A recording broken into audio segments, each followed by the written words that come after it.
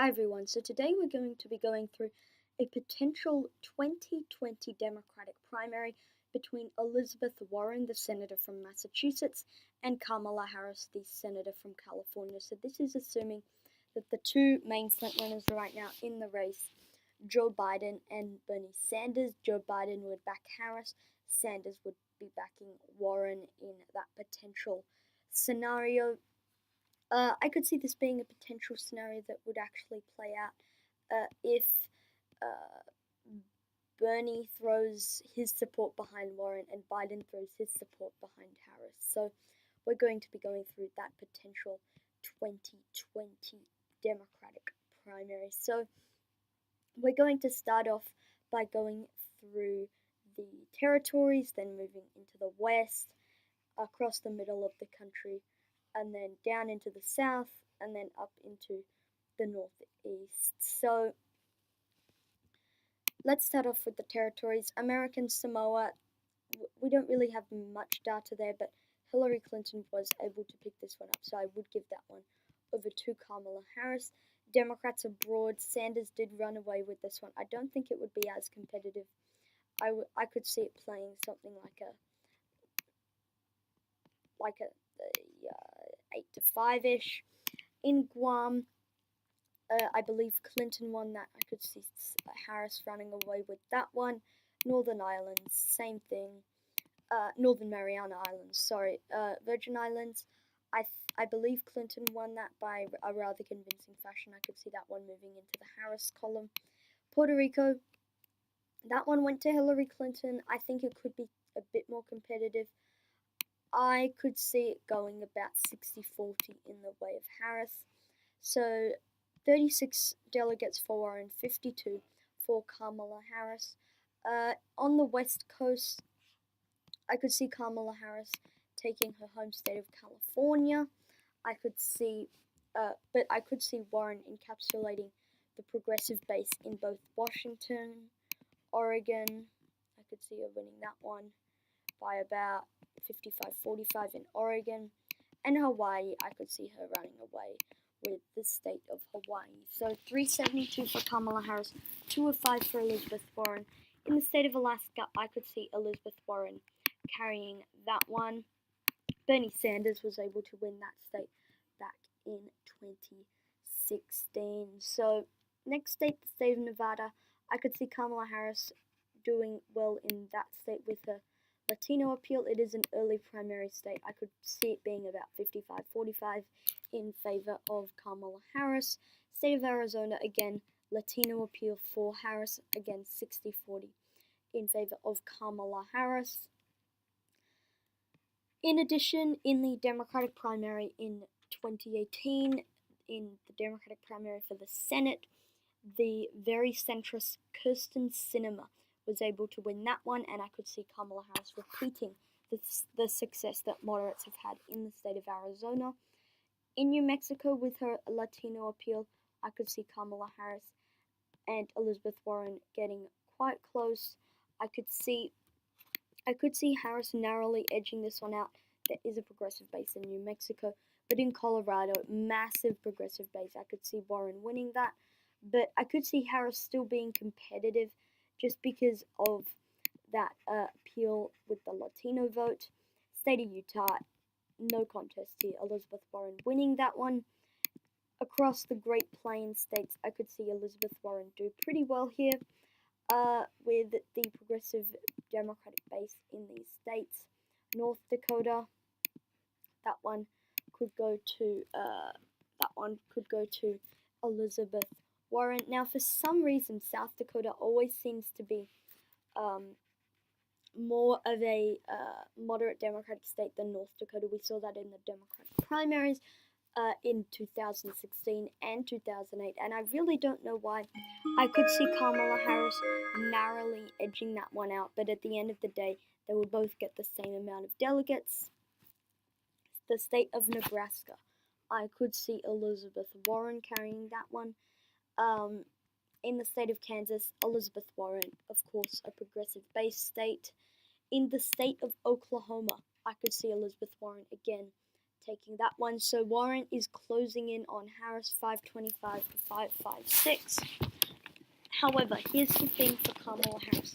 She's going to do very well with the African American base in the South. They're not progressives. In the state of Texas, Kamala Harris, the winner in Texas, that boosts her numbers up. In Louisiana, Kamala Harris, the winner in Louisiana.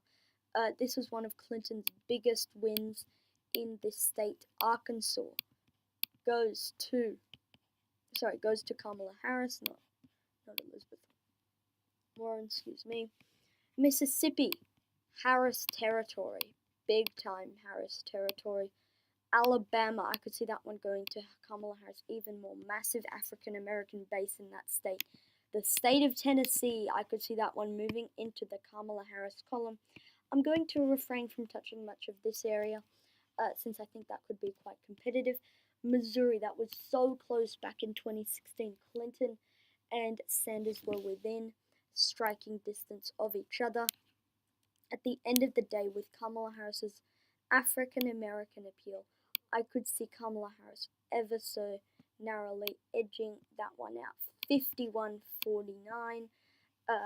In the state of Georgia, Harris territory, that one would go to Kamala Harris.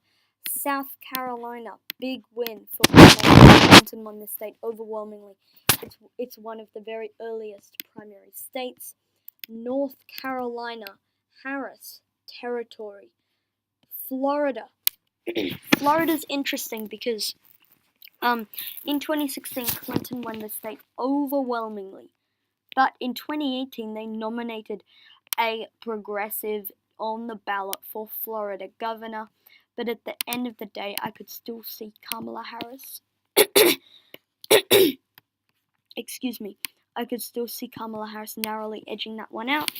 One important note is that Andrew Gillum, the progressive who won in Florida in 2018, there was a lot of vote splitting, and I could see in a one-on-one Harris winning that, just like Clinton did in 2016. The state of Iowa, I'm going to do as the very last state I fill in, because I think that might, build the suspense, maybe. Except for the super delegates, I'll do that one last. Virginia, very establishment Democratic state. Kamala Harris, the winner. D.C., Kamala Harris obviously winning there. Maryland, Clinton won the state, but they did nominate Ben Jealous for the governor's race. I could see that one narrowly moving into the Harris column. Delaware, again, another establishment Democratic state. That one goes to Kamala Harris. You can see Harris is building up quite a sizable lead on Elizabeth Warren. I could see New Jersey, Harris territory, Connecticut. That one could get interesting because Elizabeth Warren is from the nearby state. But I think with Kamala Harris's establishment appeal, she could keep it close with Warren. But at the end of the day, I see Elizabeth Warren winning in Connecticut. She'll win in Rhode Island. That's next to Massachusetts. In Massachusetts, that's her home state. I could see her winning big time. In Massachusetts, I could see it being about 70-30 in favor of Harris, maybe a bit less for Harris even. In the state of Maine, I could see Warren doing quite well here. New Hampshire, Warren. This is definitely going to go to Warren. This is big time Warren territory. Vermont, I think Bernie Sanders could campaign heavily here. Elizabeth Warren, the winner in Vermont. In New York, I could see this one getting pretty close. But at the end of the day, with Kamala Harris's establishment Democratic appeal and the fact that it's a closed primary, you need to register months out before you need to be a Democrat, I could see Kamala Harris edging that one out. Pennsylvania, another close state. However, Pennsylvania is not an establishment Democratic state like New York is. I could see Warren narrowly winning there, even though, sorry about those bells, even though Clinton won the state in 2016, I think Warren could work that one out. So, as you can see here, 1357 for Warren, 1662 for Kamala Harris. Let's keep going. West Virginia, interesting state, but Warren, this is going to be Warren territory, with Kamala Harris not really appealing to West Virginia voters. Ohio, with Harris's African American appeal, I could see Harris working that one out. But Kentucky, this was very close back in 2016. However, I could see Elizabeth Warren working that one out about 55-45. About Indiana, this was one of the biggest upsets in 2016 with Bernie Sanders. I could see Elizabeth Warren winning in Indiana. Michigan, again, this is very, very interesting. Clinton narrowly edging out, Sanders actually narrowly edging out Clinton. The polling in Michigan has been known to be wrong. Like, even though there was a Democratic primary poll that showed Biden with about a 10-point lead, going into 2016, Clinton had like a 20-point lead. Michigan goes to Elizabeth Warren.